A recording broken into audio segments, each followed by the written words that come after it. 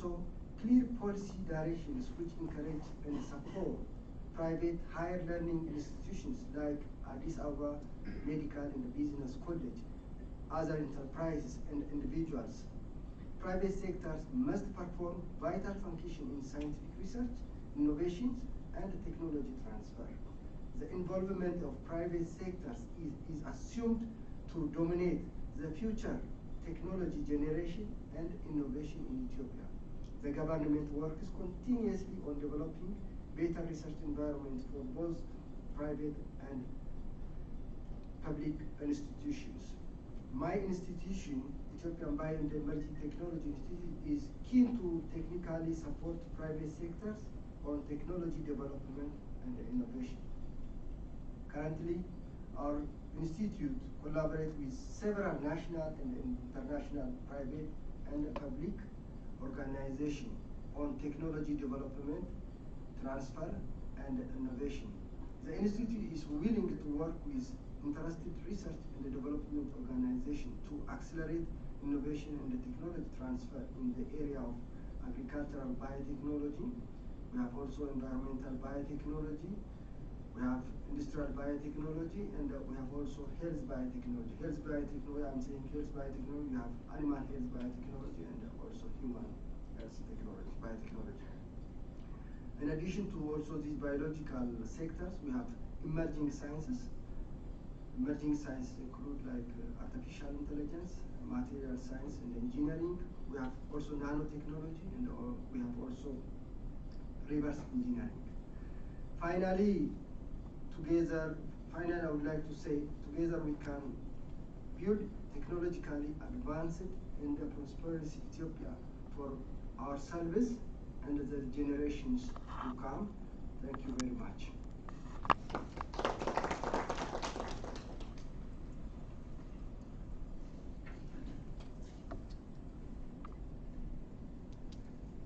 Okay, thank you, Dr. Haile. And for the insightful thoughts regarding our potential of innovations for the health growth by the institutions in Ethiopia and openness to engage young innovators for economic growth of the nations. Now we are moving to the main sessions of the conference of oral and poster presentations. These sessions will be moderated by Dr. Henok Gulelat. Currently, he is working as a research and innovation director of Jimma University Institute of Health. And without further ado, let me call Dr. Henok to take over the sessions and lead for the first thematic area, thematic one, all the health sessions. Thank you.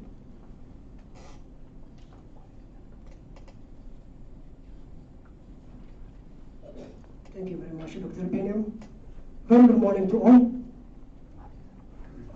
So this first session will be having presenters from here as well as from abroad through Zoom link. So the first presenter, let me introduce you, is Chief Druggist, Physician, Senior Public Health and Medical Education Expert, who has been involved in academia, research, public health programming, education training, and provision of clinical care for over 18 years. He has consulted several public health programs, designed and evaluated program and developed training materials and guidelines for clinical service provision. He is a senior advisor to the Human Resource for Health Directorate, overseeing pre-service education. He is also providing technical leadership to the University of Michigan program, Center for International Reproductive Health on Family Planning and Abortion Care Prevention through training of doctors, midwives.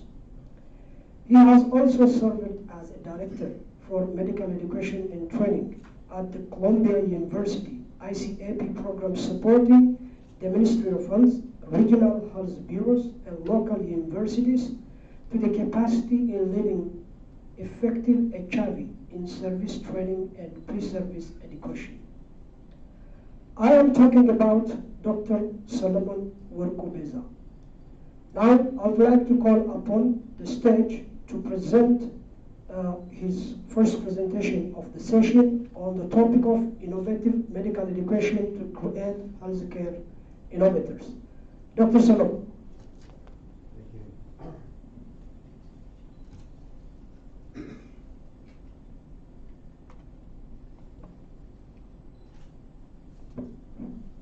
Thank you, Henry. Data Darach, good morning.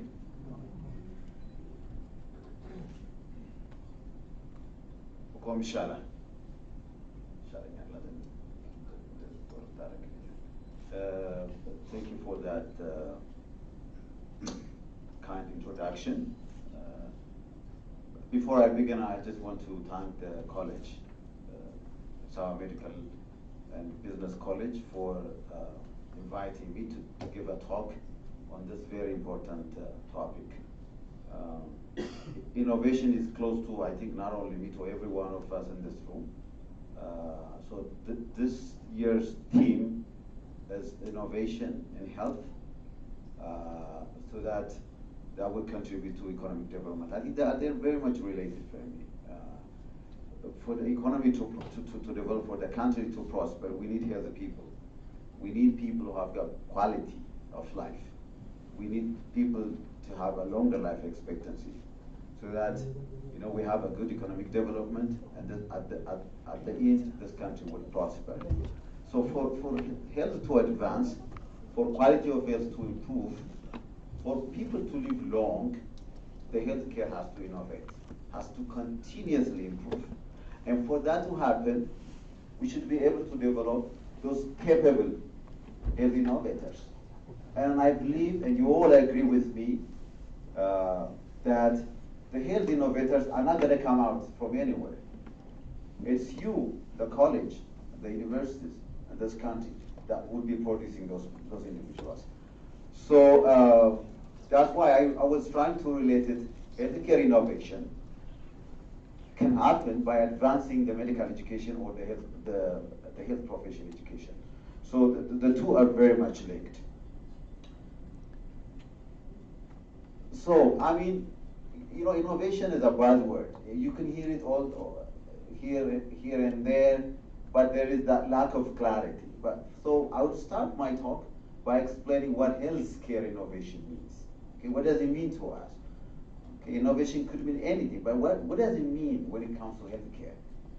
That's where I would like to start my talk from. And then, this is a group of academia in this room, and the college has got a huge stake in terms of creating innovators. So we need to ask ourselves, as health profession educators and researchers, as leadership of the college, are we producing those healthcare professionals with the capacity to innovate? This is a $1 million question. So during my talk, and the whole day, and whatever you do as an academician, this is an important question, and every one of us need to ask ourselves, are we producing health professionals so that they will become innovators? So that we'll have healthcare innovation in this country. So that would advance the healthcare. Okay? So that is the second point that I would like to talk about. So innovation, I mean, literally, the dictionary meaning is, it means new. It's about, better and effective ways of solving a problem. At the end of the day, it doesn't mean anything. It's just about solving a problem through a thorough critical thinking. Okay? But the term has lack of clarity, and that lack of clarity is creating a barrier in terms of innovation in clinical practice. So WHO has to come up with come up a very clear definition for those of us who are working in the healthcare industry. So what counts as health innovation is, it shouldn't have to be a high tech. Some of us may have this misconception when we talk about innovation. It shouldn't have to be a high technology. It shouldn't have to be a high tech. It means it can be a simple idea. Okay, it can be a simple idea, but with profound impact. It's not about the complexity of the technology. It's about making the huge impact. And huge impact can happen through a simple idea, and that counts as an innovation.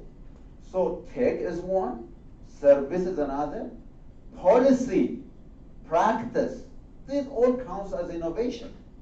Okay, whatever you do to advance the health system, whatever you do to advance the healthcare, through designing a new policy, through coming up a new strategy, through coming up with a new concept, okay, and practice and product would count as technology, healthcare innovation.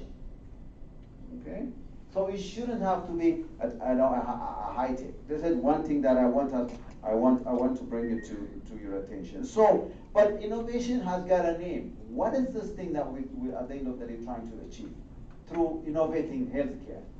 We need to improve, not only improve the longevity of individuals, life expectancy is not enough, okay, we should also improve quality of life of individuals. So, health innovations at the end of the day improves patient safety, healthcare cost, and has to be sustainable, and for sure it has to improve efficiency and effectiveness. Okay, these 5 important words need to go into the healthcare innovation. So that otherwise it will never count as an innovation. Okay. Any healthcare intervention that you do, if it improves efficiency, effectiveness, brings about safety, okay, if it leads to quality of, if it becomes affordable and sustainable, that is considered as healthcare innovation. This is according to the WHO. So the ultimate goal, as I mentioned earlier, is to improve, to meet the needs of the society. Whatever we do, it's about our stakeholders. Who are the most important stakeholders at the end of the day? Patients, clients, those who need healthcare. Okay, and WHO promotes innovation. They have got a huge, they have come up with a framework of innovation, healthcare innovation, and they have interventions in multiple countries with a principle that health has to be available to everybody, health for all. And second point is that is the only way that we can achieve sustainable development goals. If you remember, the 20 sustainable goals are directly or indirectly related to improved healthcare. So just few examples when we talk about innovation, healthcare innovations. I think you have heard when Dr. Halu was talking about the things that they have been doing here. We have started there, and I'm so excited to hear all those new things happening in this country. Nanotechnology is coming, we have heard that. He also told me that we've got what is called genetic technology. So we used genetic sequencing to identify those who have got risk for certain diseases. We can have gene therapy in this country. Nanotechnology has got a huge impact on improving health. We have immunotherapy, okay, which is much safer than chemotherapy in the treatment of cancer. You have heard artificial intelligence. Artificial intelligence can also have an impact on healthcare. We can use it for healthcare. What does artificial intelligence do? What it does is it increases speed, accuracy, and requires low human resource. And we need that to advance our healthcare. Point of care diagnostics. Patients should not have to go to the hospital to get diagnostic services. It should come to them at home, wherever they are. Okay, that's what we call point of care. It's an innovation. As long as we improve, as long as we simplify the healthcare delivery service, that counts as an innovation in healthcare. Telehealth. Now we talk a lot about telemedicine these days, right? Telehealth. Patients should not have to go to hospitals to receive certain care for medical checkup or to have an advice from a doctor. It can happen wherever they are. And this is technology, this is innovation. Okay. Recently, I just came up from the WHO website. Pneumonia kills. It is the second most important killer disease in this country in under 5. If you look at under 5 mortality in this country, pneumonia has got a huge contribution. But pneumonia in the world, it costs about 1 million lives. Children die because they don't have access for oxygen. Okay, you can say 40% of children here have oxygen, but why don't we have oxygen? Because we don't have oxygen concentrator. Why not? We don't have oxygen concentrator because we don't have electricity. But can we come up, an idea using solar technology to produce oxygen? Yeah, we can. Now, WHO is promoting it everywhere in the world for low-income countries with a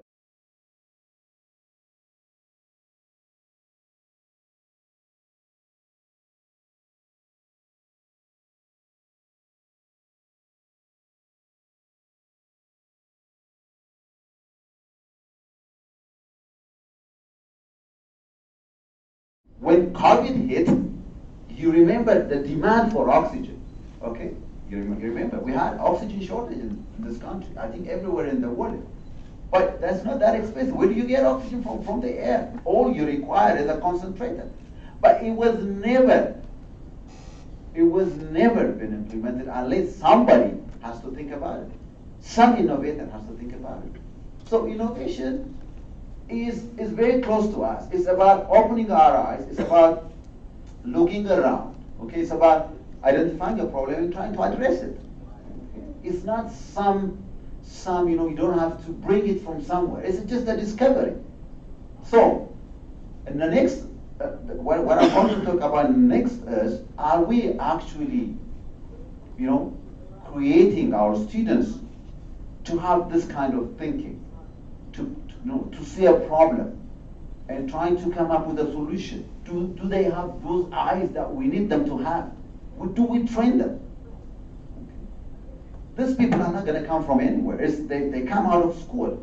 So we have got huge initiatives in this country. Who's going to hold this? Who's going to be responsible to run these institutes that we're opening unless we produce those competent thinkers, problem solvers, innovators of health professionals in this country? Okay. So I think I've talked about this earlier. The criteria for an innovation to count is it has to be new, novelty, applicability, and benefits are important. So this is a process that an innovation has to go through.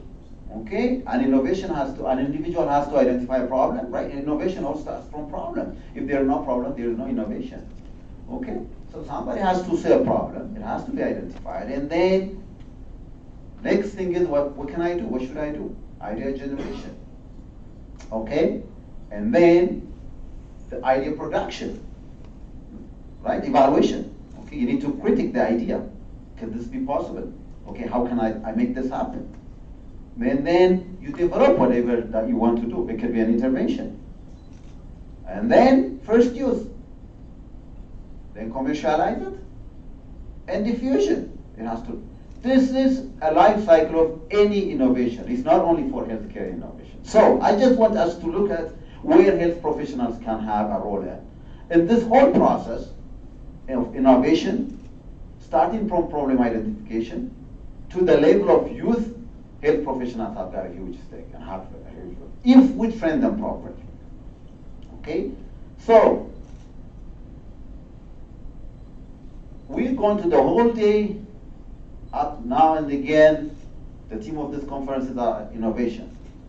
So we need innovations here and there in every field.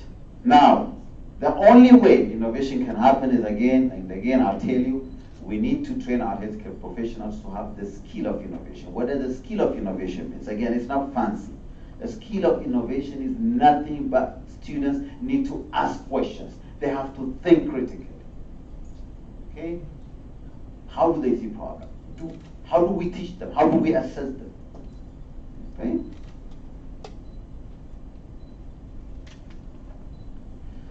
So where do we start from? We start from our curricula. Okay? Curricula is not enough. Curricula implementation is another important thing that we need to consider. But if we start from the curricula, this is a most cited article. It is a very old article. But as educators, I think most of you in this room, and I know that you faculty, you teach in the School of Health Sciences and of course economics. But since I come from the background of health, this is as a medical educator, these are the kind of articles that I did. This come out in 2010. Lancet is a huge, very high impact journal, as you all know, and they usually have a commission. They do a huge study, a multi-site study, quantitative, qualitative, and deliberate. They come up with a finding that actually impact policies. This is global. So what happened is Lancet Commission issued this article in 2010. It was very, it was an aha moment for most health professional schools in the world. Every school across the globe was very much surprised. The finding was very critical. It was saying that the kind of health professionals that we're producing are ill-equipped. They're ill-equipped, they're not responsive to the needs of the 21st century. I think it's very scary. As a medical educator, as a professional, this is something, as an educator, this is something that I see, what? This is, unfortunately, this is not a problem with a developing country. It's the entire world. So the universities, medical schools, health professional schools across the globe, including the US, has to review their curricula immediately following this recommendation. So we should do ours. Because what they said is, curricula are static, okay, they're outdated, okay, they're producing professionals who are ill-equipped to meet the needs of the society of the 21st century. And one of the things is, the needs of the 21st century is innovation. Because patients need quality care. They're demanding. Yes or no? ይጠይቃል እኮ በሽተኛውን በሄዳችሁበት የተሻለ ሰርቪስ እንዲኖር ይፈልጋል። አሁን ያለውን ሰርቪስ ዝም ብለን እንደ ድሮአችን ሄልዝ ኬር እየሰጠን መቀጠል አንችልም። ሰው በጣም ጠያቂ ነው። ከሐኪሙ የተሻለ በሽተኛ እየመጣ ነው። በደንብ የሚያነብ አፕቱዴት ኢንፎርሜሽን ያለው። እንዴት አድርገን ነው እነዛን አይነት በሽተኞች ማስተናገድ የምንችለው? እኛ ኢኖቬት ማድረግ ካልጀመርን። ኦኬ ኬር አክሰሰብል እንዲሆንለት ይፈልጋል። ባለበት እንዲመጣ። ኦኬ ኢንቬሲቭ የሆኑ ፕሮሲጀሮች እንዲጠፉለት ይፈልጋል። ኦኬ ትልቅ ላፓራቶሚ እንድትከፍት አልፈልግም። ሆስፒታል ስቴ አጭር እንዲሆን ነው የሚፈልገው። አንድ ቲዩመር ሪሙቭ ለማድረግ ከፍታ 15 ቀን አታስተኛም አልጋ። በሽተኛ አይፈልግም። እኔም አልፈልግ ማን ይፈልጋል? አይደለ? ለኮሌሲስቴክቶሚ አንተ ላፓሮስኮፒ ሲምፕል ኢኖቬሽን ሰው ይፈልጋል ነው። ይሄንን ግን እየሰጠነው አይደለም ነበር ጥያቄው አፕሮተክሎ Okay, so ምንድነው solution? What should be the solution? So countries begin to review their curriculum. Okay, they do what is called a curriculum review. It was like a revolution across the world. And the Minister of Health, the Minister in collaboration with most health professionals in this country, we had to do also a review of our curriculum of health promotion. ይሄን ታውቃላችሁ። ብዙ ሪፎርም አለው። ከተደረጉት ውስጥ አንዱ we redefine the competency domains. Innovation አንዱ ጥያቄ ስለሆነ የ21ኛው ሴንቸሪ what we need to do is we need to include in the curriculum the competency domains like scholarship. What does scholarship means? About research. Okay, scholarship means research. Scholarship. So scholarship is a competency. If you see most curricula, including medical curricula, you find this word as a competency domain. You also see competency domains like change agent. What does change agent mean? Somebody needs to come up with a new system of reforming the health system. You see competency domains like critical thinking and analytical curriculum as a competency. You see, we want graduates to have a skill of critical thinking. If they don't ask, they don't think correctly, there's no way that they're going to innovate. If you look at the teaching methods, you see some new fancy teaching methods like problem-based learning, personal reflection and research exercise, PRRE, reflective journal. These are a kind of teaching methods that help students to think, to innovate, to solve problems. Okay? So, but the question is, okay, curriculum in writing doesn't mean curriculum in action. Yes or no? We probably have beautiful curricula, but at the end of the day, faculty fail to understand what it means. And if they fail to put it into action, it's not going to be useful. Yes? So what it means is for me a transformation, a change in mindset. What does that mean? When you do teaching, you have to put this philosophy of innovation at your back of your head. And that's Tamari, በእያንዳንዱ encounter. When you do teaching, when you do assessment, think of innovation at your heart. Okay, think of how can I have my students be critical thinkers, problem solvers? What would be this best way of teaching that I need to employ, or activity that I need to put into action so that students become problem solvers. What would be this most important assessment methods that I need to use so that students would become problem solvers? Assessment drives learning. The way we assess, ተማሪ እንዴት አሰስ እንደምታደርገው ሲያቅ ነው የሚያጠናው አይደል? ማአት ነገር ሪኮል ከጠየቀው ሪኮል ነው አጥንቶ የሚመጣው። የዚህ ሀገር ትምህርት እንደዛ አይደለም አብዛኛው አይደለ? እኔ እነግርሃለሁ መልሰህ ንገረኝ ነው ትምህርቱ። ጎበዝ ተማሪ የምንለው በደንብ የተነገረው የሚነግረን አይደለ? አሁን ጊዜው ጎበዝ ተማሪ እሱን አይፈልግም። ጎበዝ ተማሪ የሚያስብ የሚፈልግ ለምን የሚል አይደል? አስተማሪ ደግሞ ምንድን ነው የሚለው የሚጠይቀው የሆነ ኢንፎርሜሽን ሲናገር ተማሪ የት ነው ያገኘው? እኛ ሜዲካል ስኩል ራውንድ ላይ ትዝ ይለኛል አንድ ነገር ስትል where did you find that from? There is a journal, a BMJ journal article ስትል አስተማሪ አብሮ ይላል። ተማሪ ቀጥፍ ነበር ውሸት ምንም BMJ ላይ ነው ካልክ አስተማሪ ይስማማ። ይሲ መጠየቅ የነበረበት እንዴት ነው? how why yes or no መጠየቅ የነበረበት ከየት አገኘው ሳይሆን ለምን አልክ፣ እንዴት አልክ፣ እንዴት አሰብክ። thought process ነው መገምገም ያለበት። This is how we teach our students. They can come up with crazy thoughts. It's okay. We need crazy thoughts. That's what innovation. Crazy thoughts, no innovation. Thinking out of the box. Thinking as if there is no box. That's what innovation. Why don't we take it? So but our faculties I find this platform the most important because as a medical educator, these are the potential faculty, professors and teachers, and this is a college what's got a huge stake in transforming education. That's why I take time to talk about this passionately, okay? So ዝም ብለን ተጻፈ ሳይሆን እንድንል የምፈልገው እኔ እንዳስተማሪ በሄድን ቁጥር ራሳችንን መጠየቅ ያለብን እንዴት ነው እያስተማርኩ ያለው? እኔ እያወጣኋቸው ያሉ ልጆች ወደፊት ወጥተው ኢኖቬት ሊያደርጉ የሚችሉ ናቸው፣ እነዚህ ኢንስቲትዩት ሊያደርጉ የሚችሉ ልጆች ናቸው ብዬ መጠየቅ አለብን። We have a responsibility, a huge step. Okay? So, at the same time, medical education will also innovate Madagascar. But it's not enough that we innovate healthcare. We should also innovate the way we teach. See, and then to innovate, technology transfers in the you can borrow technology even from interdisciplines. Where do we get simulation-based training from? Aviation industry. ከፓይለት ትምህርት ቤት ነው የመጣው ሲሙሌሽን ትሬኒንግ ሜዲካል ስኩሎች አይደለም የፈጠሩት። ሄልዝ ፕሮፌሽን የፈጠረው ከመሰላችሁ ሲሙሌሽን የኛ አይደለም። ሲሙሌሽን የኤቪዬሽን ነው። So we can borrow technology. There could be some things that we can borrow from. Business can learn from medicine. Medicine can learn from business. Interdisciplinary. አሁን opportunity ትምህርት ቤቱ ታፍ ማድረግ አለበት. So if you open your eyes, knowledge is out there for everyone. ነገረን እኮ ይኸው በኋላ ይነግራችኋለሁ። አልጌ ስንት ዓመት ተቀምጧል አብሮት ቫሊ ላይ አሁን ቅድም ስሰማ ነበር። አልጌውን ግን ዛሬ ነው ለመጠቀም እያሰብን ያለነው። India have been using this algae for over how many years? More than decades now. So it was about opening our eyes. It's about looking.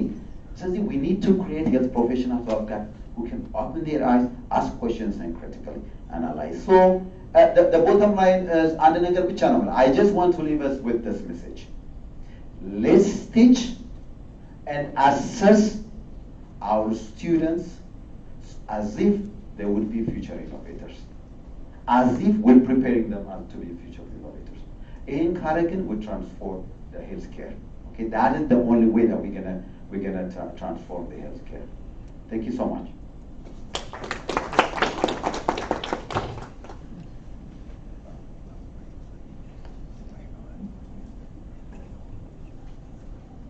Thank you very much, Dr. Solomon, for your insightful thought on how we transform our education towards making our students to be innovative. Thank you very much. So we proceed to the next presenter. So let me introduce the next presenter. He received his Bachelor of Science in Nursing from Haramaya University, Master of Public Health from Gondar University, and PhD in Epidemiology from Tehran University of Medical Science. Recently, he is working as an assistant professor of epidemiology at Anbo University. He has more than 16 years of experience in teaching, research, advancing understanding and postgraduate students, teaching undergraduate and postgraduate students, including consultation. I'm calling to the stage Dr. Shetu Ijeta. please, to the stage.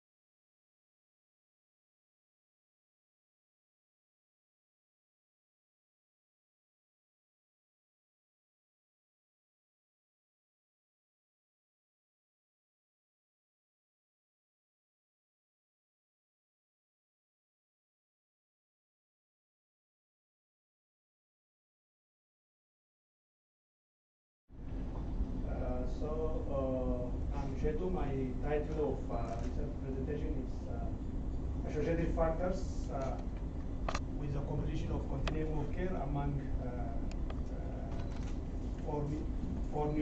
for maternal, neonatal, and child health services in Ethiopia using multi-level model. So, as to the introduction part is, still we know that the maternal and neonatal child issue is unfinished agenda, and that there is a death for amount of more than 1 million. For example, around 99% of maternal and neonatal child deaths occurs in low or the middle income countries. Sub-Saharan accounts around 62% of these major maternal deaths. And the antenatal care, skilled consultations, postnatal care are a crucial maternal and healthcare services to improve the maternal outcomes, including the neonatal outcome too, because they early detect the helps to manage the complication like hemorrhages, which is the major death of causes. So it is essential to provide these three services in Samaran. It is essential to provide all these services in the continuum of care that ensures the health of the mother and the neonatal newborn. So the continuum of care refers to the continuity of care throughout life cycle, starting from adolescent to the childhood. This paper is considering from pregnancy to the postnatal care. So this involves the continuum of care, involves an integrated systems care that guide and track the clients over the time through giving comprehensive services. And the continuum of care is its advantages of the continuum of care. Each stage build on another stage. For example, the pregnant services is the delivery services build on pregnancy services, and the postnatal services based on the previous services. So intervention at one stage of life service extremely affects the second or the subsequent services. That means the rest. So the continuum of care, according to the meta-analysis research on the effectiveness of continuum of care, indicates that around 21% of neonatal days reduced by these continuum of services if it is implemented correctly, and the prenatal service reduced by 16%.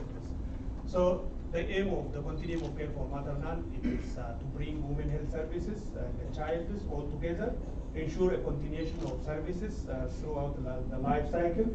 Effective service coverage will be there. The other the important thing is this continuum of service is people-centered service, not the patient or the services. So it considers human element. So as to the objective, to determine the completion of continuum of care, the second is to identify the factors that affect this completion of continuum of care. So the design is it's about population-based cross-sectional survey design. It is used the Ethiopian Demographic Health Survey of 2013, and the study population is all women who gave whose age is between 15 and 49 years, and who gave live births in the last 5 years according to the DHS, and only the most recent births is considered to get updated information. So as to the sampling is referring to stratified two-stage. The stratification is based on the residents as rural and urban, and the first stage is the enumeration area of 2007 is taken. The second stage, the household is selected randomly. Okay, as to the outcome is the outcome of this study, as is known, the completion of continuum of care. So the completion of continuum of care is operationalized like this. It is completed if the woman received all three services, like antenatal care, which is at least 4, the skilled birth attendance, and the postnatal care for 48 days. Otherwise, it is considered as incomplete, at least if they missed the postnatal cares. So the independent variables may include individual characteristics, socio-economic status, baby characteristics, maternal health services, access to the health care services, and the community characteristic, region, and resilience is considered as another independent variable. As to the data analysis, the descriptive will be presented for the continuous and the categorical variable, and the bivariates using chi-square. The last is multivariate analysis, which we call multi-level.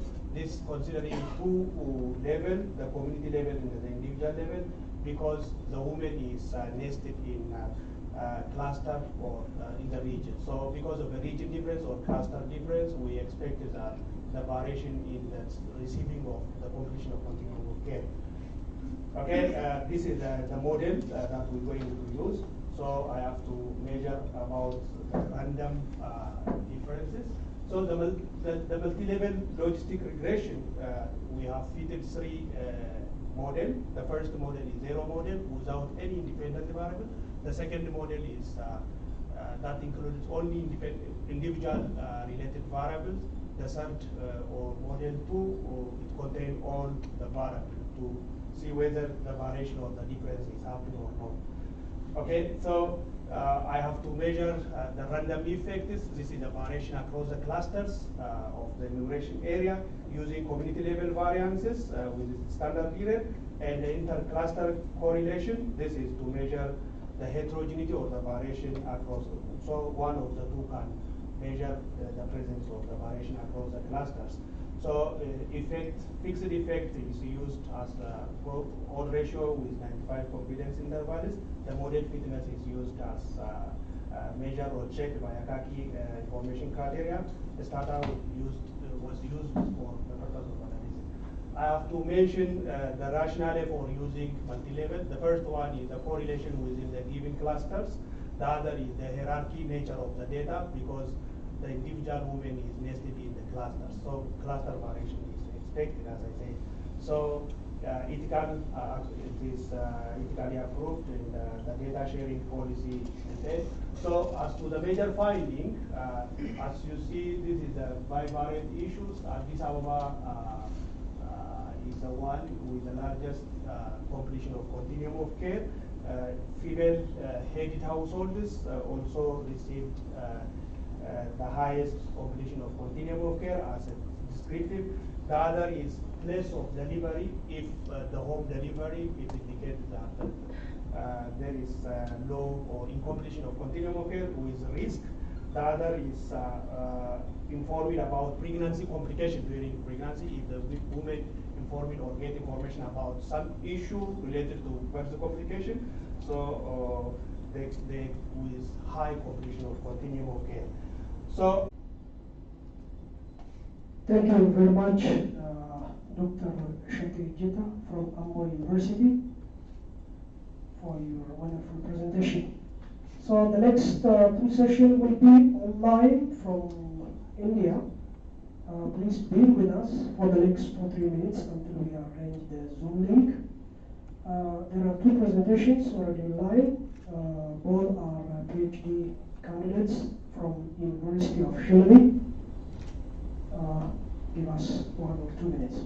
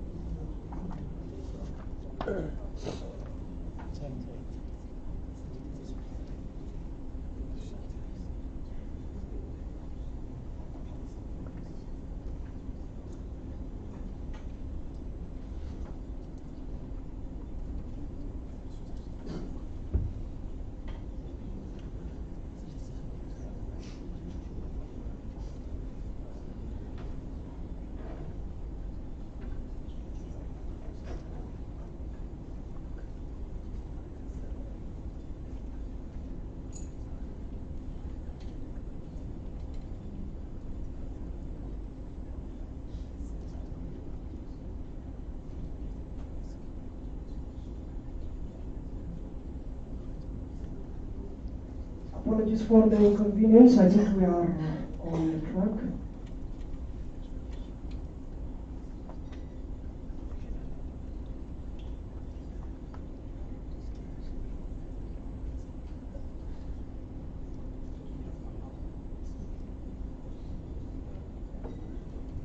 Hello, Monica, can you hear me?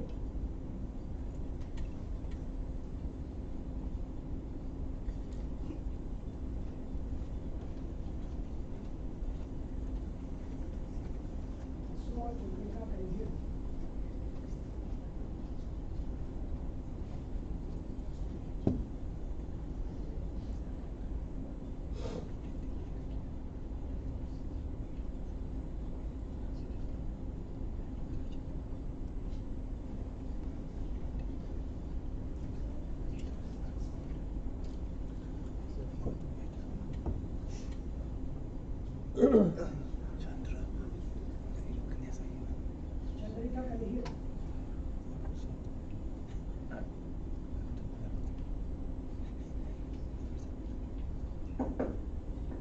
Hello? Hello, Shuronians, can you hear me?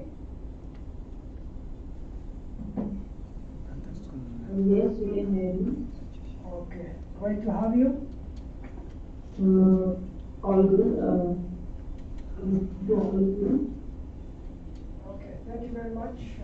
Apologies for the inconvenience when we're trying to reconnect with you.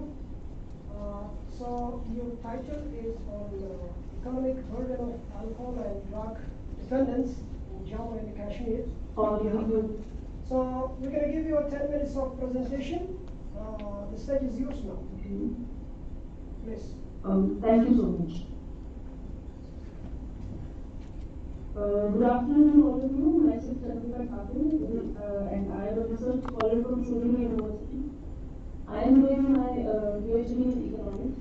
So today I am going to present my Can you share the slides? research paper, and the topic is.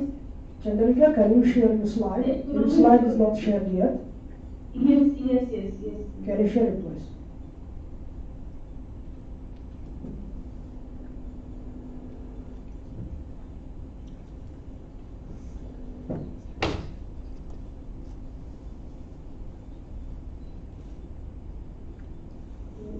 Is it visible now?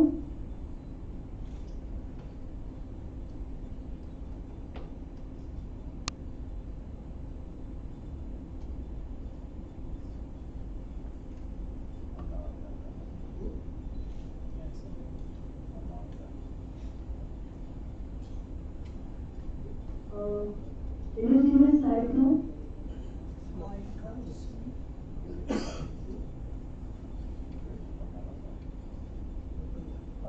I couldn't able to see your slide yet. Wait.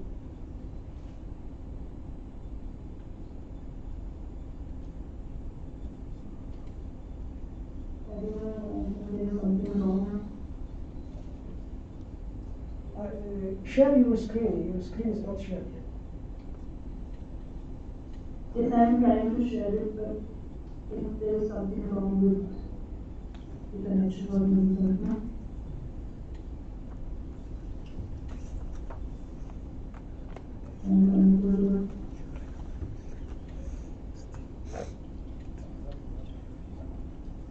Okay, we can hear you. Then you can proceed until your slide is shown up.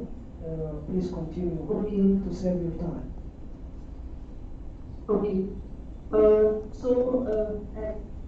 topic is the economic burden of alcohol in drug on drug dependent on the youth of Jammu and Kashmir. So, firstly, the content, literature review, some and the conclusion. So, let me start with humans always use drugs from of their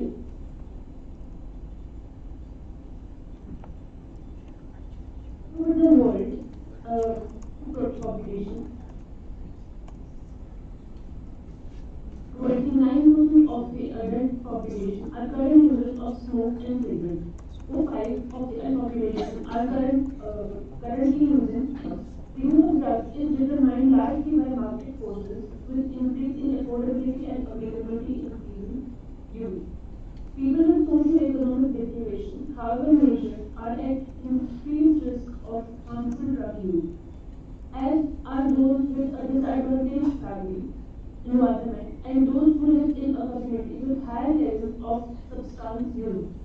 Substance use is on the increase in low-income countries, which in the coming decades will bear a disappropriate burden of substances related to disability and premature death.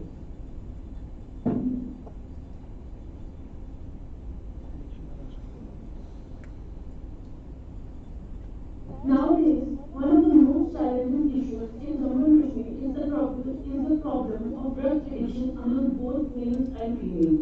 The problem of drug addiction is not only stuck to males but also females as well. No one can deny the fact that drugs and alcohol can affect the quality of life of the whole family. Alcohol and drug effects drastically on public health that leads to several deadly diseases like cardiovascular disease, mental health issues, digestion problems, cancer, and trauma. Consumption of alcohol and drugs is responsible for approximately 3.8 of mortality and 4.6 of disability adjusted life years worldwide. There are some root causes of alcohol and drug usage. Self-confidence, peer pressure, mental stress, social isolation, divorce, family issues. Types of drug usage are smoking, alcohol, smoke and intake. Consequences of alcohol and drug usage are memory loss, mental health issues, cancer-like disease, cardiovascular disease, bleeding from nose and mouth. From the literature review, in 2015 concluded that a huge number of youngsters in the Kashmir Valley are at drugs because of their easy availability. Most people start using drugs at or before the age of 18. According to the report, 91.23% of the respondents are unaware of the procedure of drug de-addiction. Only 5.6 of the respondents are aware of the NGOs working in the field of drug de-addiction, and only 8.21% are aware of the drug de-addiction centers located in the Kashmir Valley. Azim in 2018 conducted a study in the Kashmir Valley of Jammu and Kashmir Union Territory. He concluded that the major cause for drug or alcohol usage in the youth is because of parent separation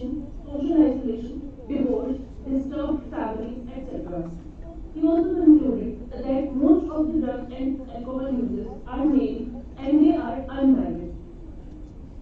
The majority of the respondents use drugs to elevate their esteem and decrease their mental stress. All of them were aware of their negative effect on the health, but still they were using it. Another study has been conducted by Buntrock in 2021. He concluded that a study in which the misuse of alcohol can lead to several diseases like mental health diseases, depression, cancer, tumor, trauma, and many other diseases. Excessive alcohol can cause physical or psychological harm. Activity and Hello, sir. we can start. Am I audible? Yes, you are audible. Please share your activity.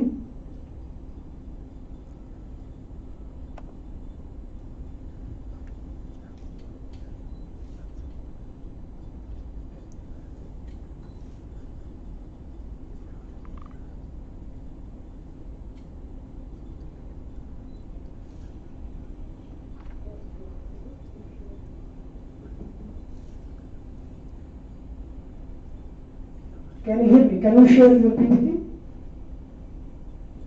Yes, I'm trying to share, but for some reason, I'm not able to share PPT.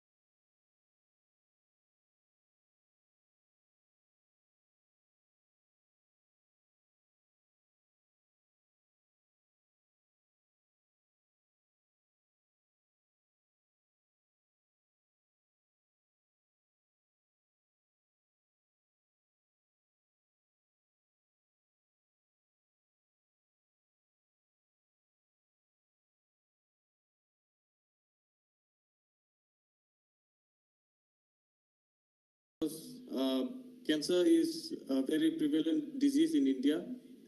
According to the cancer statistics 2020, way over 1 million cases were recorded in India. And it also has a very high mortality rate. It is the fourth leading cause of death in India.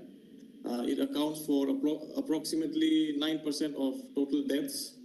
And according to the Indian Center for Medical Research, it was recorded that over 800,000 cancer patients died in India in 2020. And the same research center predicts that by 2025, the number of cancer cases in India will increase by over 12%. Now, these numbers have negative effects. The first effect is that the first negative impact is that it affects our economy. For instance, it decreases the labor force in the country, and it also decreases the productivity of the labor force. For instance, according to a journal by Cancer Epidemiology, in India suffered a productivity loss due to cancer worth $6.7 billion in 2012. And also, cancer also affects the patients and their households financially. It brings financial hardships because cancer is a very long and expensive process. Cancer treatment is a very long and expensive process.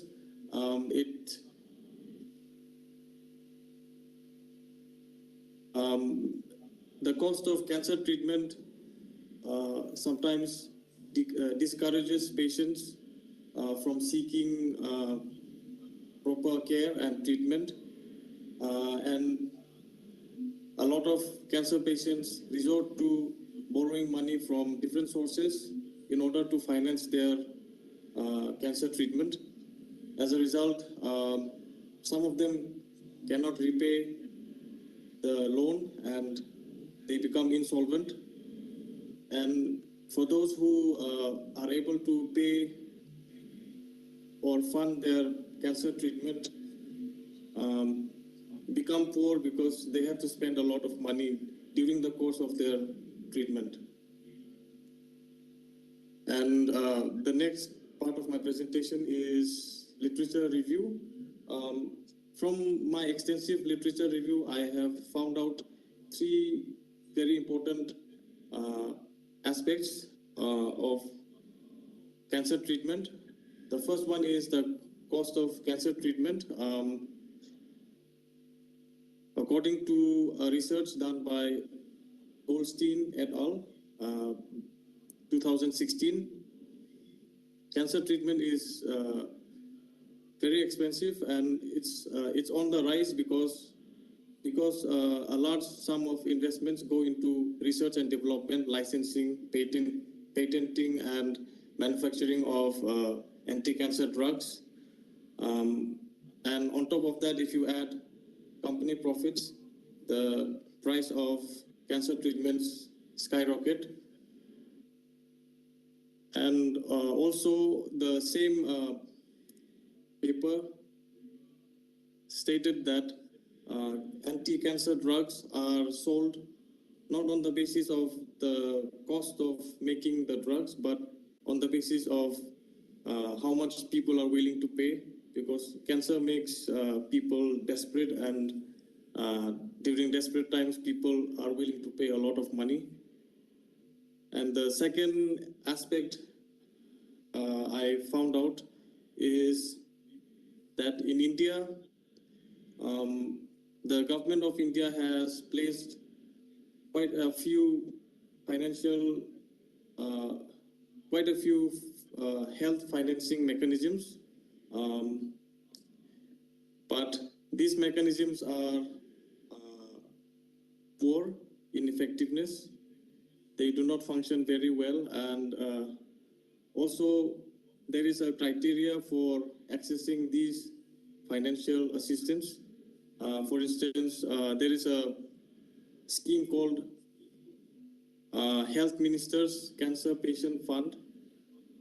This scheme can be accessed mostly by people who live below poverty line, and people who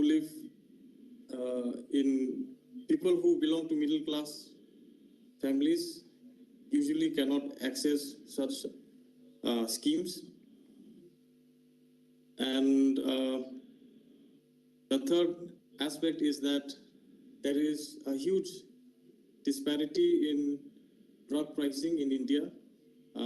The same drug can be priced differently by different companies in different geographical areas within India.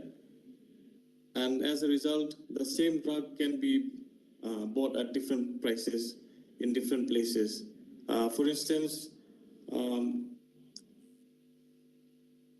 a research conducted by Olasani BP et al. 2016, this research found out that an anti-cancer drug called oxaliplatin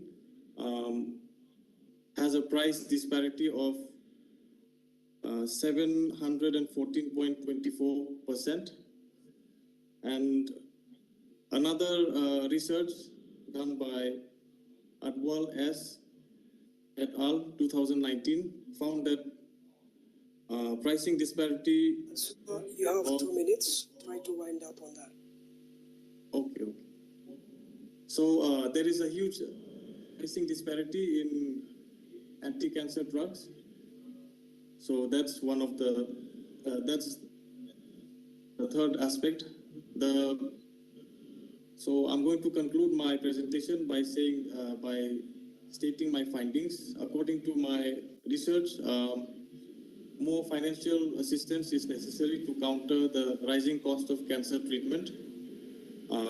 There is a need for pricing regulation to reduce price disparities of anti-cancer drugs. There is also a need for economic assistance to cancer patients after the course of their cancer treatment. This is the end of my presentation. Thank you very much. Thank you very much, Ansuma, for your presentation, and apologies from this side that we couldn't able to manage the PPTs for the audience as well as for your flow of presentation. Thank you very much for your valuable time, and you can stay and follow us online until we finish the program. It will continue till 5 p.m. in Indian time. Thank you very much. Thank you, sir.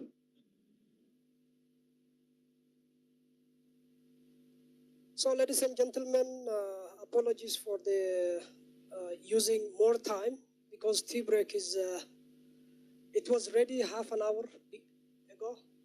So let me give you a chance to refresh. In the meantime, we can also the poster will be there.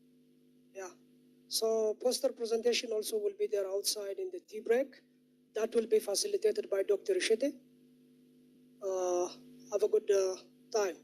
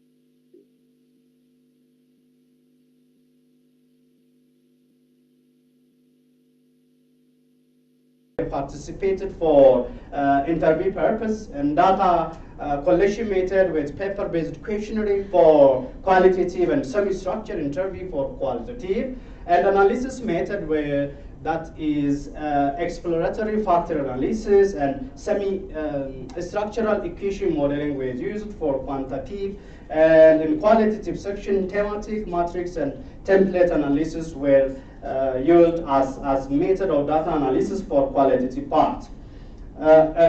These are some a little bit not clear, but these are structural path model of the study or structural model of the study, as you see from the screen. And coming to the analysis of the study, normally from the three institutional factors, only normative environment. That means the norm of the society currently is more favorable for entrepreneurial intention of the student. That means the normative environment is better than the other factor. That means only normative factors were significantly contributed for entrepreneurial intention of the students, and both regulatory and cognitive factors were not this much significantly contributed for student entrepreneurial intention. Additionally, personal attitude toward entrepreneurship and perceived behavioral control of the students are good in contributing for intention to start some business, as you see from the screen that's highlighted and red is supported and others were not this much contributed. So what I'm going to say here is it's better to focus on normative part of the entrepreneurship and better to work on regulatory and cognitive aspects of our country institutional system.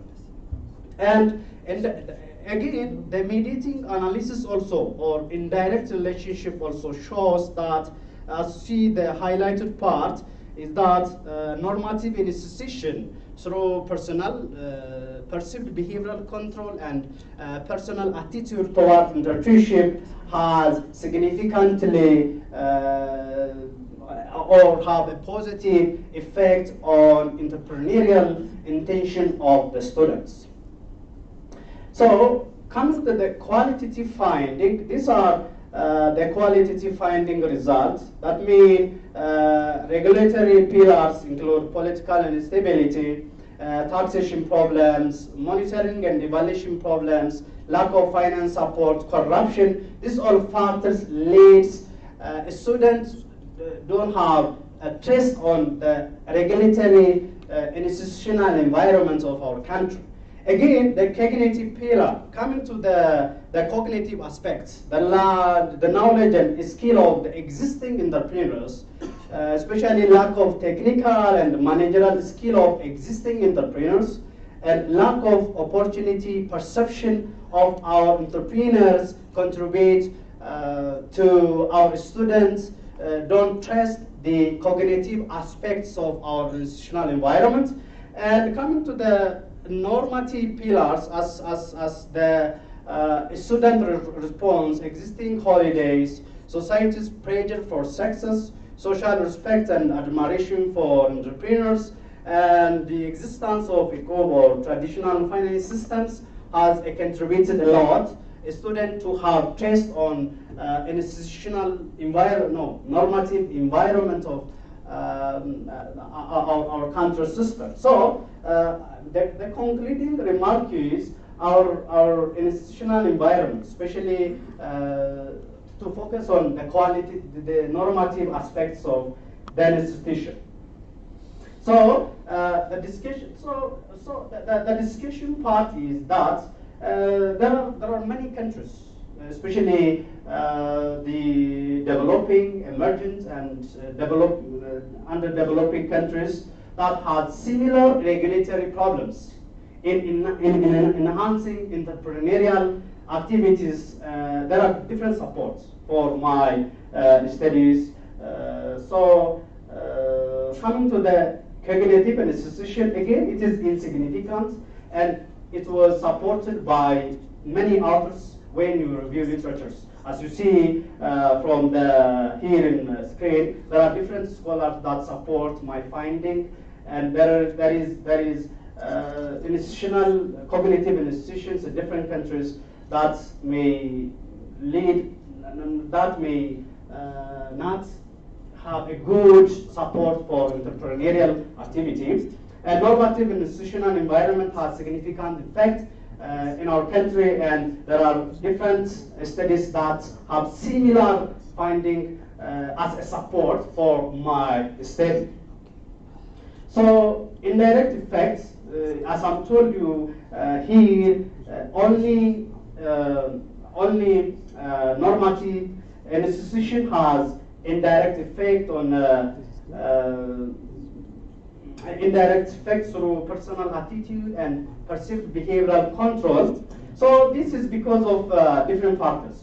There are different factors for this because there is introduction of entrepreneurial education in our system, okay, and there is different factors, especially low payment and economic crisis and other different factors may contribute why students try to use the normative aspects to start some businesses or some entrepreneurship activity. So the contribution, coming to the concluding remark, the contribution is still there is no indirect relationship between an institution and entrepreneurial intention in Ethiopian context, especially.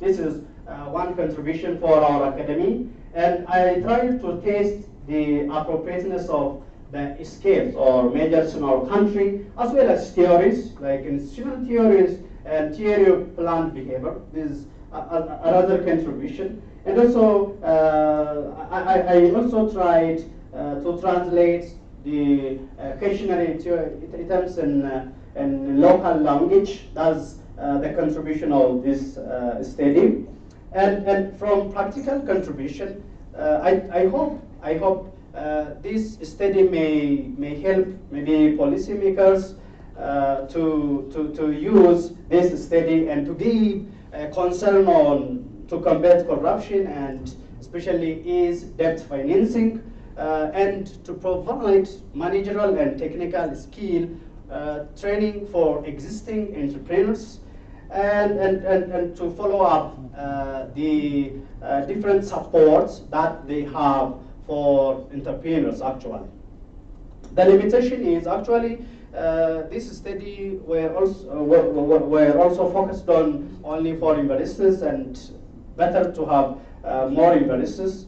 And data collection was single point of time, and I think better to collect longitudinal data because there is a dynamism of environments. And this study is conducted only in Ethiopia. Better to see the cross-country comparative studies in Ethiopia, especially particularly in sub-Saharan Africa.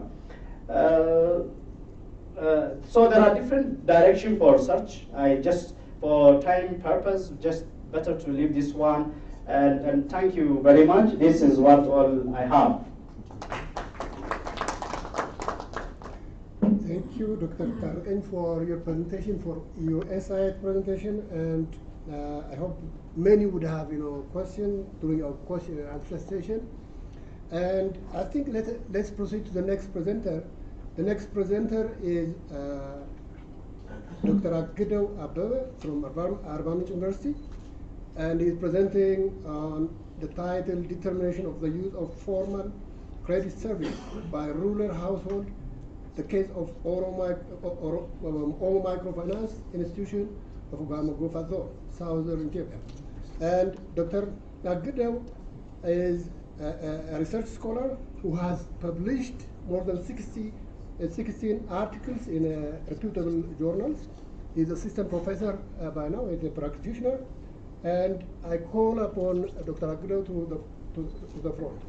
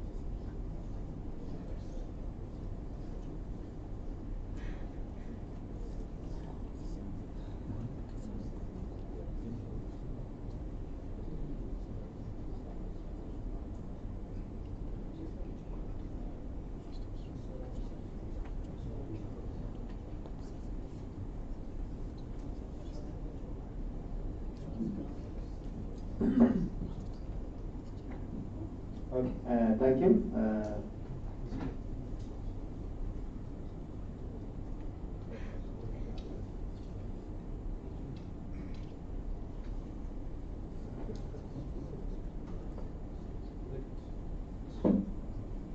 Okay, my name is Akil Abdullah from Arbamin University. My presentation will focus on determinant use of formal credit service by rural household. This is the case of Omo Microfinance Institution from the selected Waredas of Fugamo zone. As introduction, most of the poor people and small enterprises in sub-Saharan Africa have very limited chance to access financial service provided by formal financial institutions. Financial problems are common in most of African countries, including Ethiopia, and have been affecting all sectors of the economy. Ensuring adequate access to credit to farmers is key for successful rural development strategy. Furthermore, without adequate access to loans and insurance, farmers who face agricultural risks may lose some of the few assets they have. Some farmers trying to fulfill their credit demand from informal money lenders but still economically active poor people haven't got credit services. This indicates financing of agricultural inputs and wages require cash that often is not readily available with smallholder farmers. Therefore, it is essential to expand the status of rural credit at large to improve the agricultural productivity.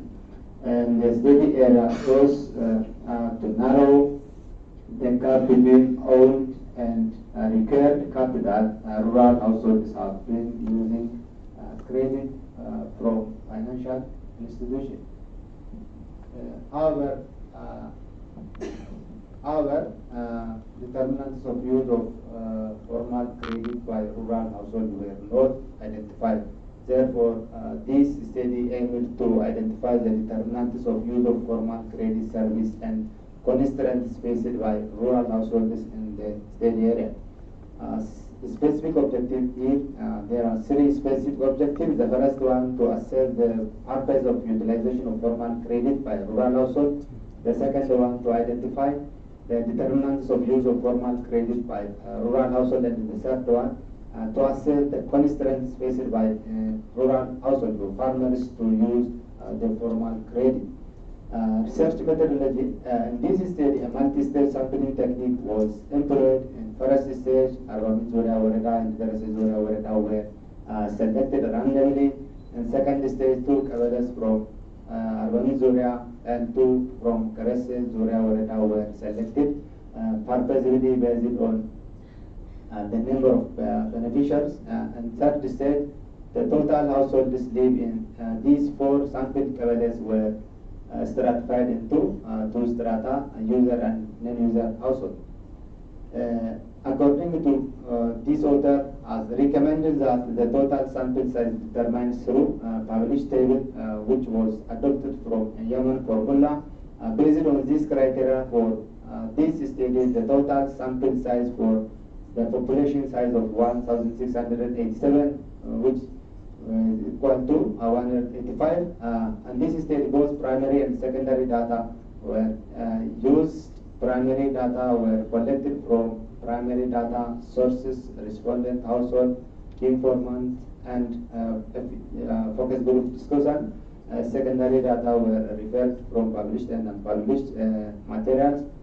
And this study, a descriptive analysis was made through frequency, percent and mean, and the statistical significance relationship of the categorical variable with the dependent variable. The dependent variable was use of formal credit, which was dichotomous variable, and that was tested through chi-square, and t-test also used to test the statistically significant mean variation between users and non-users in terms of continuous variable. To identify the determinants of use of formal credit, binary logistic regression model was employed. Result and discussion, and the result purposes of credit utilization by rural household. The result reveals that out of the total formal credit service beneficiaries, 26% were used the borrowed money to purchase the variable farm inputs like improved seed, fertilizer, and farm chemicals, while around 12% were used to purchase oxen for tillage purpose, and the other 30% were used for petty trade, and 8% were used for fattening purpose, and whereas around 80% were used to invest on non-productive asset or non-income generating activities like purchasing of household furnitures, and also for house building purpose, plus and purchasing of food. This result shows what I have said earlier. The second one, determinants of use of formal credit service by farmers in the area. Here, one significant variable was age of household aid, which was negative and significant effect on the use of formal credit service. The Otis ratio implied that when the age of household aid increased by 1 year, the probability to use a formal credit service decreased by a factor of 0.889. The elder groups fear to risk of default, and its measure taken to repay the loan, fear to investment failure, and low innovativeness were some of the possible reasons for low credit participation by those of the elder group. The second important variable here was education level of household head, which was positive and significant effect on the use of formal credit service. And the Otis ratio implies that when the household is being educated, the probability to use formal credit service increases by a factor of 0.2.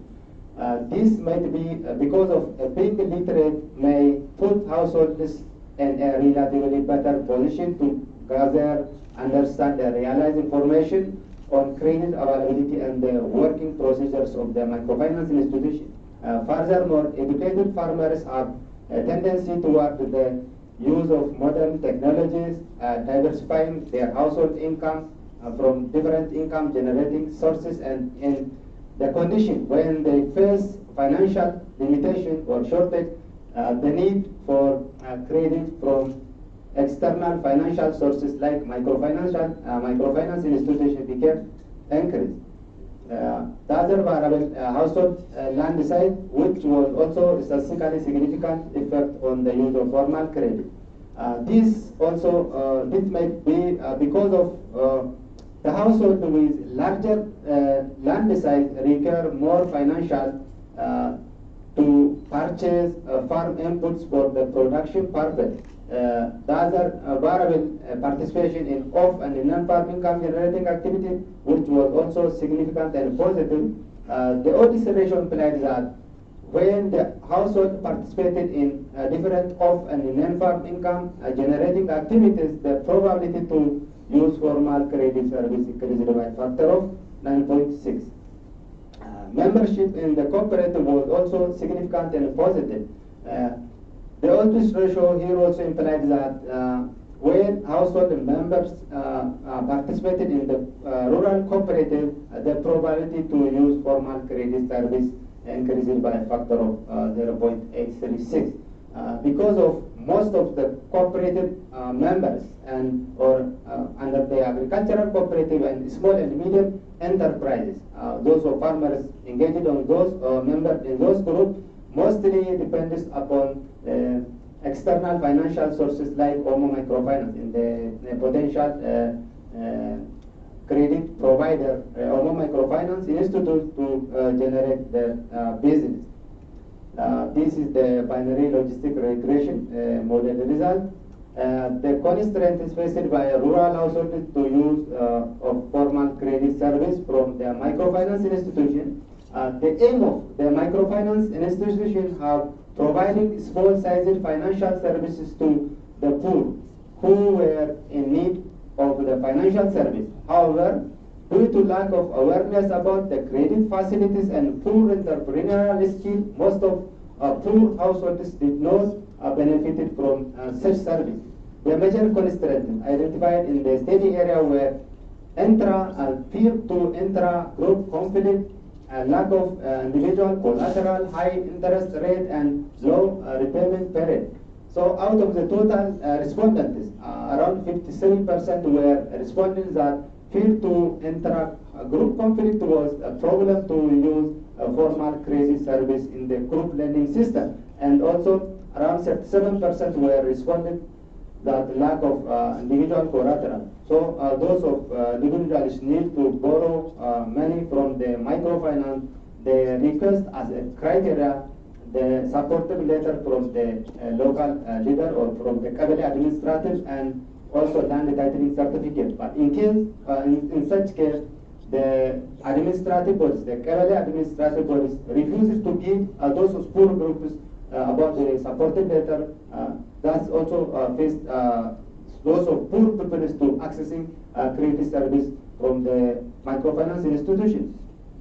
This what I've said now. As a conclusion in the recommendation, this study was concluded that or summarized that main purposes of formal credit utilization by beneficiaries were used to the purpose for used to purchase of farm input, oxen for tillage, petty trade, and fattening.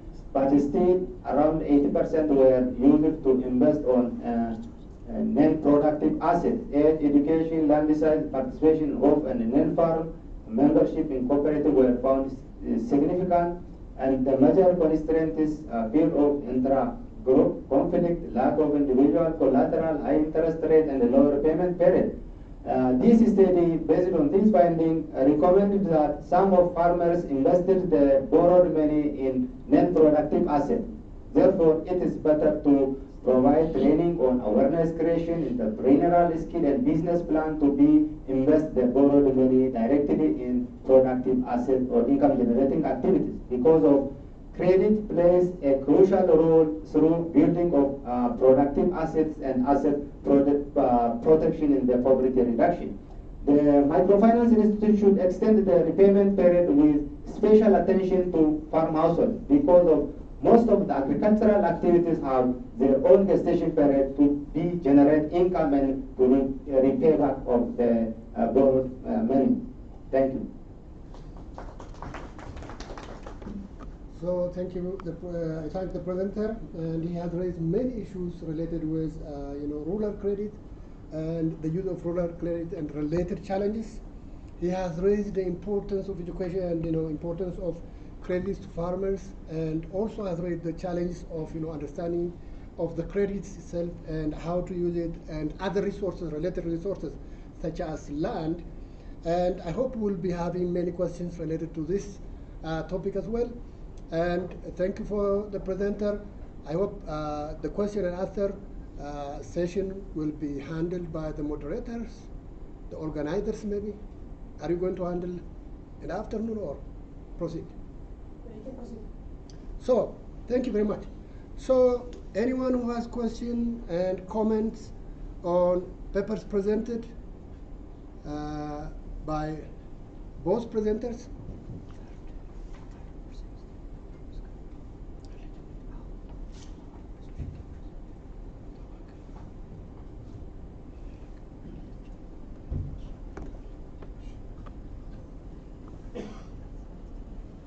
So, unfortunately, I have another presenter, and sorry for that. And Dr. Maskaram will proceed. Educational status is PhD, and she will be presenting on the title Assessment of Chicken Meat Consumption Habit in Ethiopia, the Prospects, Challenges, and Business Opportunities. And I call upon Dr. Maskaram to the floor.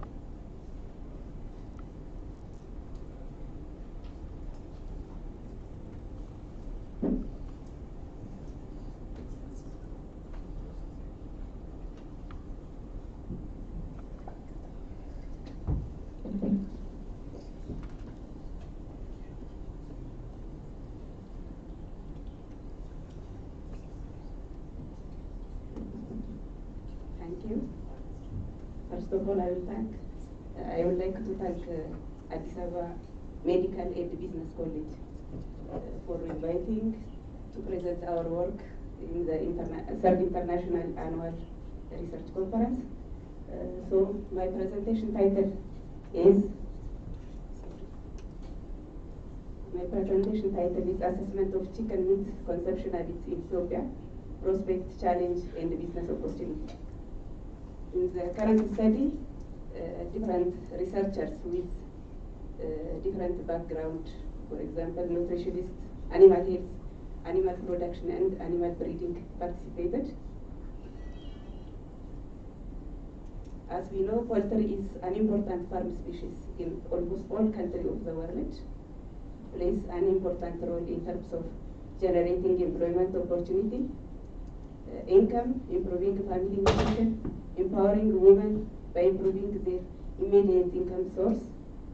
It is also a source of essential animal protein because poultry is produced with a short period of time. We can produce about 2 kg broiler chicken within only 45 days. It is also, poultry production is one of the key livestock subsector of Ethiopia.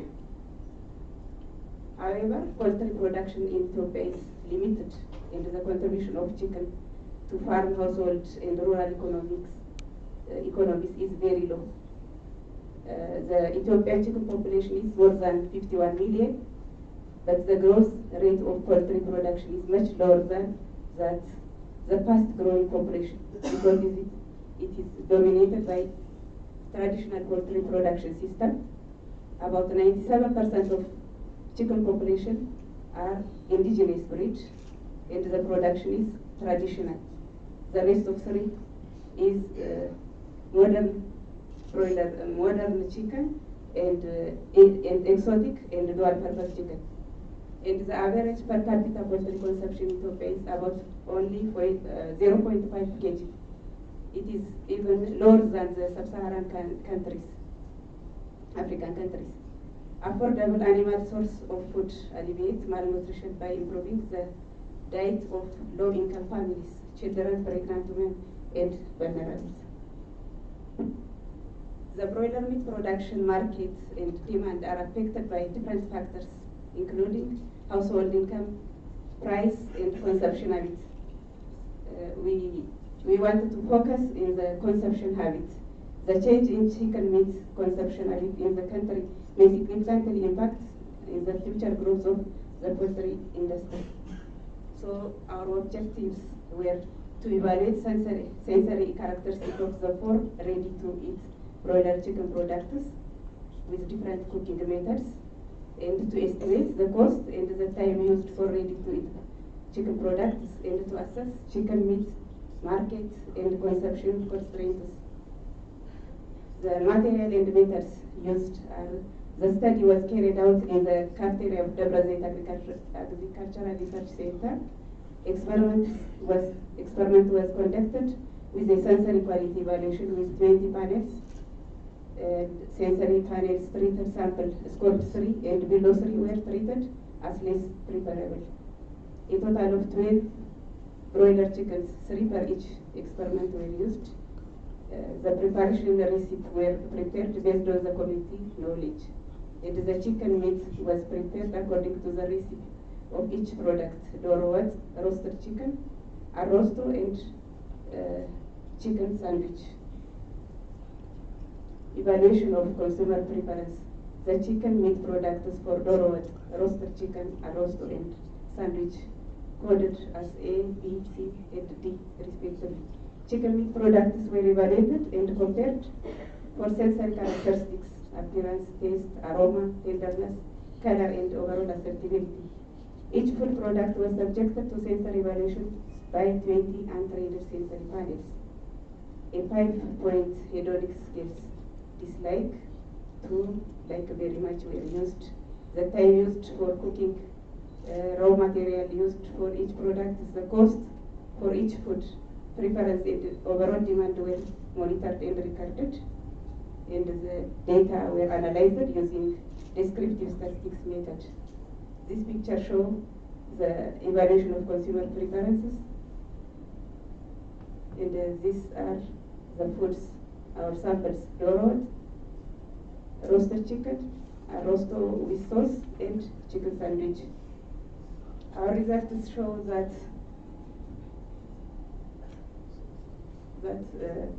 the highest consumers who scored like very much show appearance for roasted chicken than the rest of products, and the highest number of consumers who scored like very much was for the taste of dorowat, followed by arrosto, and the other chicken sandwich and dorowat. And the majority of the consumers scored dislike very much were below 3, and it is considered as less preferable. And the majority of consumers scored like very much for the tenderness of sandwich, chicken sandwich, and for the aroma of arrosto. And the color was mostly preferable by the large number of consumers was for chicken sandwich. And for the finally the overall acceptability of the consumers was for roasted chicken, followed by arrosto chicken sandwich, compared to the dorowat. When we come to the cost of chicken dish, in terms of time used for cooking and ingredients, the cost of one dish, a single dish for Doro what is about 158 birr compared to the rest of chicken products, which is ranged from 52 to 57 birr. And the time used for cooking for Doro what is very longer. And the factors that limit poultry production in Ethiopia are lack of credit, finance and electricity, dominance of the traditional poultry farming, lack of an organized market system, lack of improved poultry breed, inadequate knowledge on poultry husbandry, poor feed quality, price, and inadequate health care. In addition, there are factors affecting the broader meat market and demand. The first one is level of household income and limited poultry processing. There is no processing in Ethiopia except the large farms. And there is also a shortage of deep refrigerator and slaughtering facilities.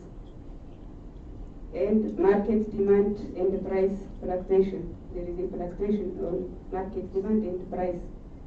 There is also a consumer culture which is fasting tradition, chicken meat consumption habits, preparations, and religion. There are also broiler product accessibility is sometimes discontinued because of shortage of the breed. As a conclusion, even though there was a preference variation among respondents of the present study, all broiler chicken meat products were similarly accepted. Doro takes much longer time to cook, is more expensive, and is not easily prepared. This doesn't make chicken meat more accessible and cheap for poor people and does not make marketing chicken products easy. Roasted chicken, chicken arrosto, and chicken sandwich takes a short period of time to cook, are economical and easily prepared. The overall acceptability of consumers' preference was scored like very much was higher for roasted chicken, arrosto, and sandwich than Doro. This might be due to the gradual cultural change in the consumption habits of chicken meat. The suggested solution to increase the supply of chicken products for market demand over household consumption is by minimizing the production constraints and by evaluating the cultural preference. So we recommended that cuts of chicken meat, easy preparation, and selling by the piece make it more accessible to the average consumer and encourage production and market. This may bring changes in the eating habits and marketing price of chicken meat, where consumers tend to buy a single or multiple cuts instead of buying the whole carcass at the higher price. Therefore, policymakers and training are very important in terms of overcoming chicken meat market and consumption constraints. Encouraging more women and youth to participate in this small food business idea with easy chicken meat preparation is also important. The finding of this study can be used as input to identify solutions for overcoming chicken meat market and consumption constraints. Thank you very much. Thank you very much, Dr. Maskara. I think you have touched, everyone's kitchen, and it is important in everyone's house. And we do have many questions. Why chicken is as such expensive as compared to our number is one of the questions. And thank you all for that. Sorry for forgetting such an important commodity. And thank you, participants. I think as time is approaching to lunch, we need not proceed, and we have to come back after lunch for discussion. I just give the floor to the organizers. Okay, thank you everyone. በእንግሊዝኛ ድርቅ ያደርገዋል መድረኩን ጎን ለጎን በአማርኛ ማውራት ይቻላል። Anyhow, it's time for the lunch. ስለዚህ ዛጋ ውስጥን ተጠቅመን ወደ 7:30 አካባቢ እንመለሳለን። ኦኬ ቴንክ ዩ አመሰግናለሁ።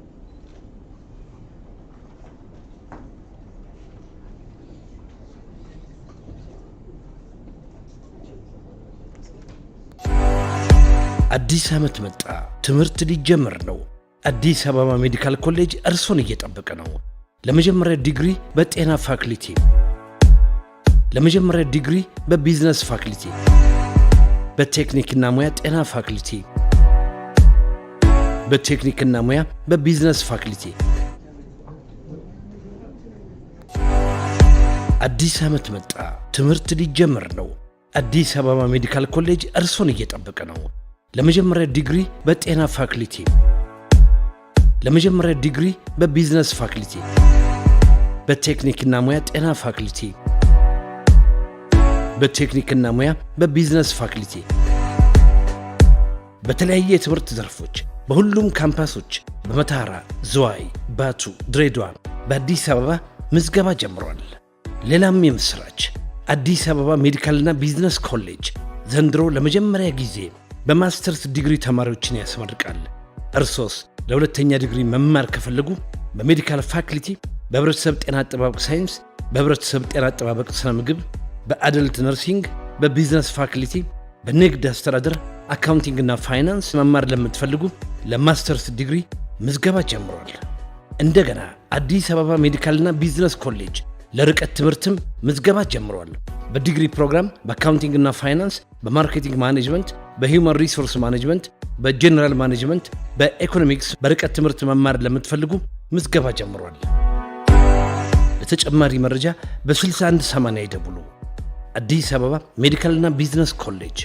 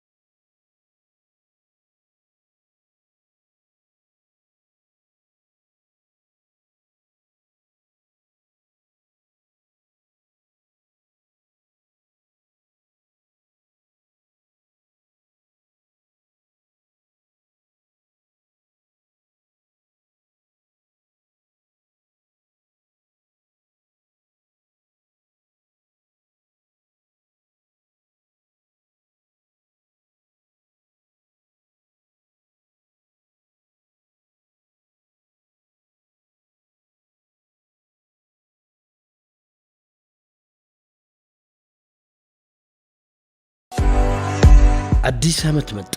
ትምህርት ሊጀምር ነው። አዲስ አበባ ሜዲካል ኮሌጅ እርሶን እየጠበቀ ነው።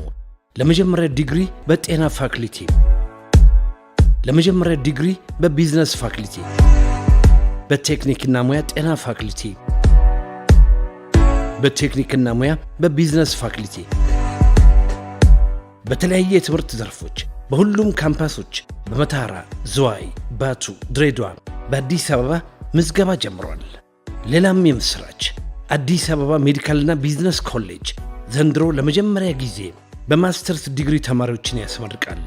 እርሶስ ለሁለተኛ ዲግሪ መማር ከፈለጉ በሜዲካል ፋክልቲ፣ በህብረተሰብ ጤና አጠባበቅ ሳይንስ፣ በህብረተሰብ ጤና አጠባበቅ ስነ ምግብ፣ በአደልት ነርሲንግ፣ በቢዝነስ ፋክልቲ፣ በንግድ አስተዳደር፣ አካውንቲንግ እና ፋይናንስ መማር ለምትፈልጉ ለማስተርስ ዲግሪ ምዝገባ ጀምሯል። እንደገና አዲስ አበባ ሜዲካልና ቢዝነስ ኮሌጅ ለርቀት ትምህርትም ምዝገባ ጀምሯል። በዲግሪ ፕሮግራም በአካውንቲንግ እና ፋይናንስ፣ በማርኬቲንግ ማኔጅመንት፣ በሂውማን ሪሶርስ ማኔጅመንት፣ በጀነራል ማኔጅመንት፣ በኢኮኖሚክስ በርቀት ትምህርት መማር ለምትፈልጉ ምዝገባ ጀምሯል። ለተጨማሪ መረጃ በ6180 ይደውሉ። አዲስ አበባ ሜዲካልና ቢዝነስ ኮሌጅ